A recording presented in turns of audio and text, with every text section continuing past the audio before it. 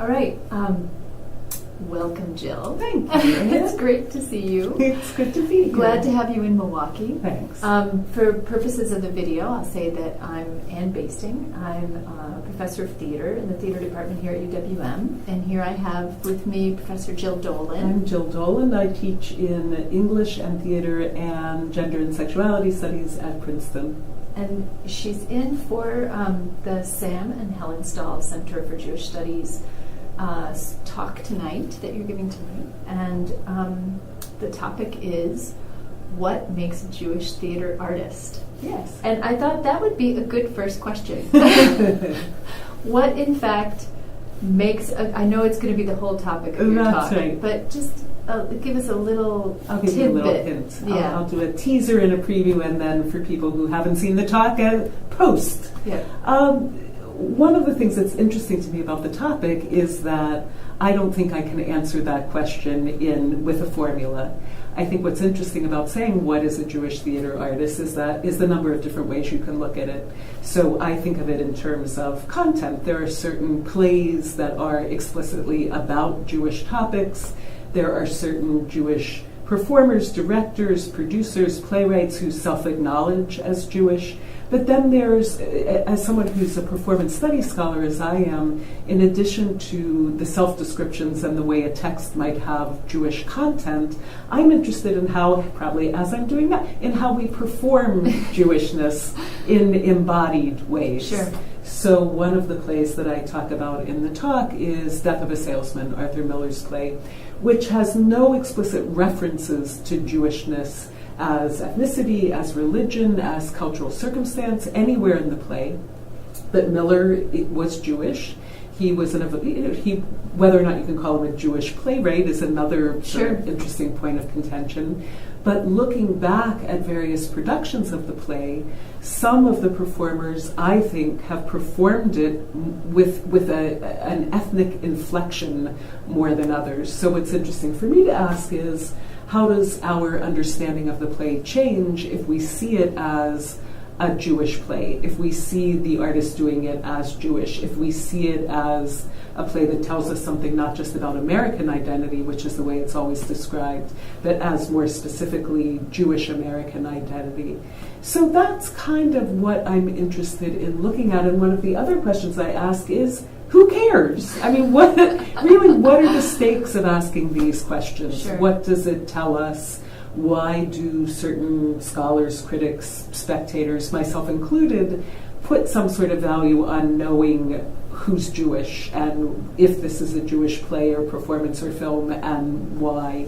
So I look at Death of a Salesman, I look at Wendy Wasserstein's play, The Sisters Rosenzweig, where questions of Jewishness are part of the content of the play, and yet who performs each of the three Jewish sisters who comprise the lead characters. Sometimes those performers are Jewish and sometimes they're not. So what are those actors performing when they're performing characters who are Jewish?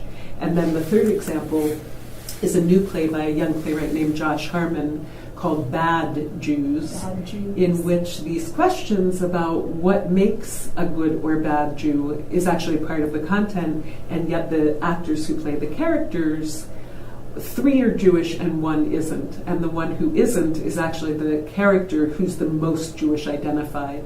So that kind of complication of how we play Jewish, what it means to think that we see Jewishness is really what I'm kind of interested in with this question. Sure. Where, to ask a very Herb Blau question, yes. where would the audience or the context of the performance come in as well? Because I keep thinking, Death of a Salesman, of course, people would probably be surprised to consider it a Jewish play. It's performed everywhere. If it's performed in a certain place, even as a non-Jewish play, it may take on a different. Absolutely. I think that's so true. And even as someone who knew Miller was Jewish, and I didn't even consider it as a Jewish play until I taught it under the auspices of a Jewish identity and performance course. Mm-hmm. So this idea that it's just part of the universal American canon is really that all of those meanings attached to the play.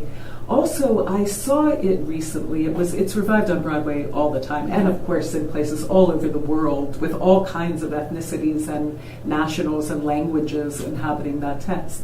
But its most recent incarnation on Broadway was with Philip Seymour Hoffman as Willie, not Jewish, and Andrew Garfield as Biff, and he's British and Jewish. So this question, looking at the play and that production, having just taught it in a Jewish identity and performance class, what I noticed was how much this production kind of erased any sense of ethnicity from it. So I do think it depends on the kinds of choices that a production makes, and as you're suggesting, who's looking and the context in which it's presented. On Broadway, for Death of a Salesman, I think people don't anymore come to it with the expectation of a kind of Jewishness. Yeah, except for maybe some ethnically identified spectators who know that Miller was Jewish, who want to who come with those desires and investments to see the text in a certain way.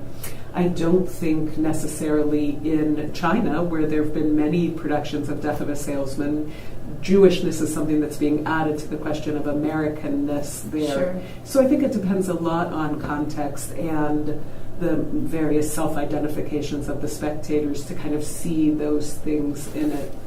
Is there something unique about performance that might be helpful for articulating Jewish identity? Yes, that's a really good question. One of the things that interests me about Jewish identity, kind of like lesbian and gay identity, unlike certain other racial markings, like for many African Americans or Asian Americans or people for whom their racial or ethnic identity is more clearly marked. Although not all the time. I know plenty of very light-skinned African Americans who feel like they have to come out as but for kind of marginalized identities that aren't easy to see, that's what's interesting to me. How do we perform those identities in a way that makes them legible when we can or want to, and how can we suppress the performance of those identities in ways that let us pass? Even as someone, look, my name is Dolan. And my grandfather, who was a Russian immigrant, when he went to fight in World War I, the recruiting officer said, no, none of this Dolinsky business, Dolinsky, and they changed his name to Dolan. So he was delighted. He loved the idea of being Dolan instead of Dolinsky because it let him assimilate much more easily. For me, it's meant that over the course of my life, I've had to kind of come out as Jewish all the time because people think I'm Irish. I think once you see me, it's fairly obvious. But I do find that when I want to make the point, whether it's subconsciously or conscious, my hands move a little faster and more obviously, certain inflections creep into my voice as a way of signaling my ethnic identity. And likewise, I think the analogy between ethnic identity and sexual identity is kind of interesting, that sexual identity too is not something that's as easily seen as certain other kinds of identities.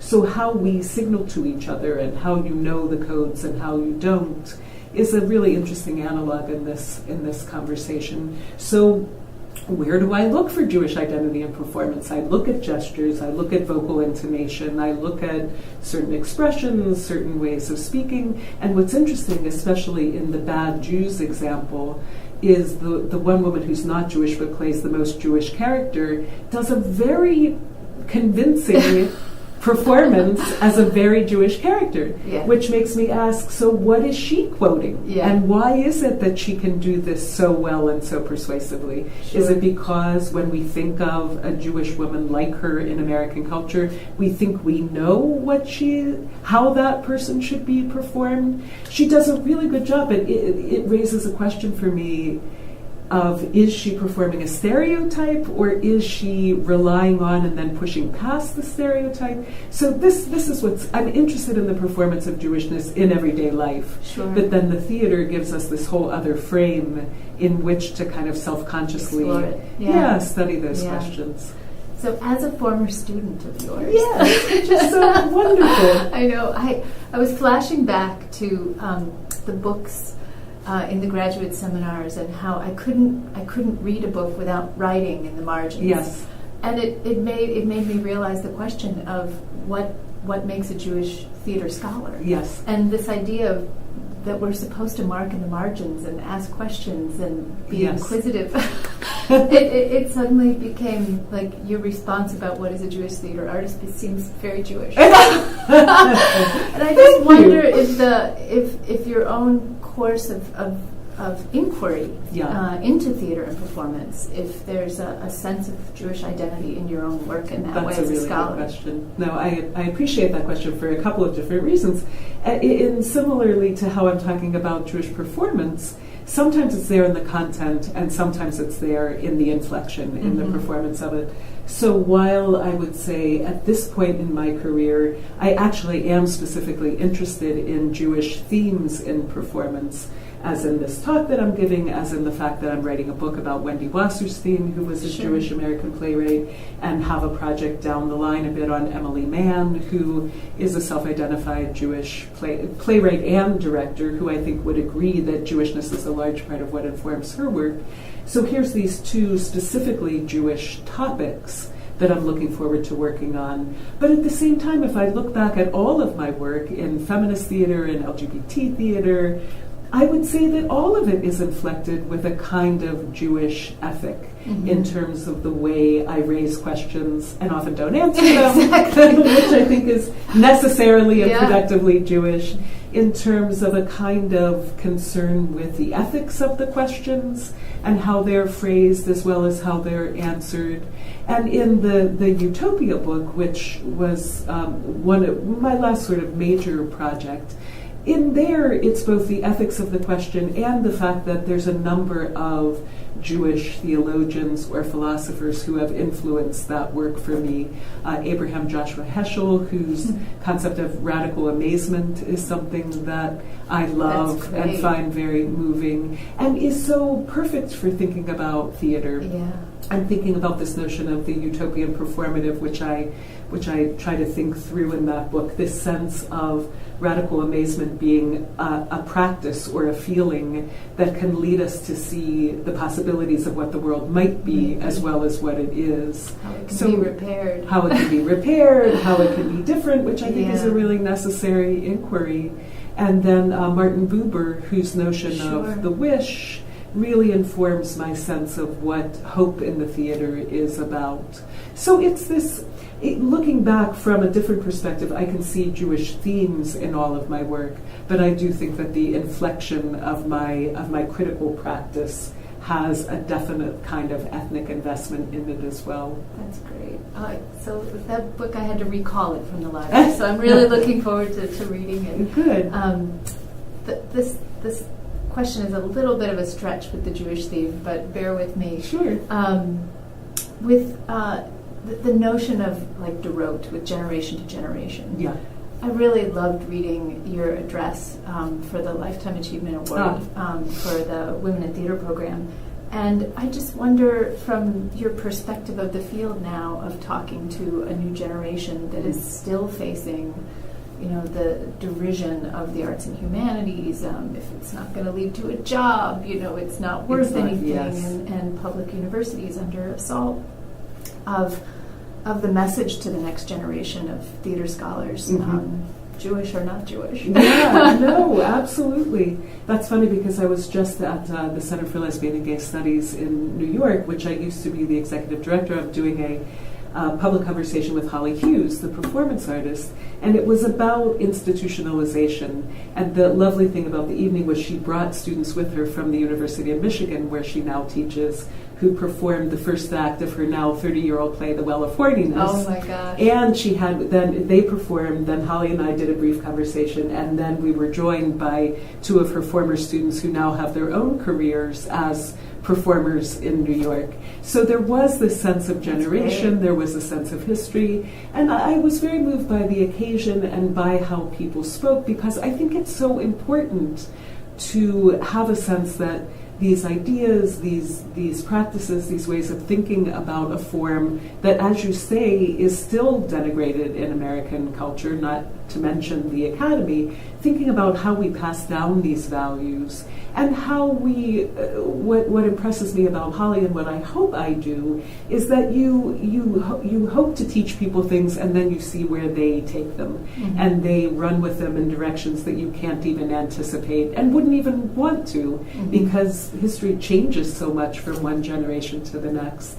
But to me, it's the privilege of teaching, that you get to have conversations in one historic moment and then see how they resurrect themselves differently in another, like your work, which is so amazing. And I would say carries, I think we share a sense of ethics and social responsibility that you're enacting in ways that are different from mine, but I can see the connection. The seeds of it. Yeah. Definitely. So, and I'm sure you feel this as a teacher, if you have a chance to plant those seeds and return years later to see how they've grown, it's incredibly moving. Yeah.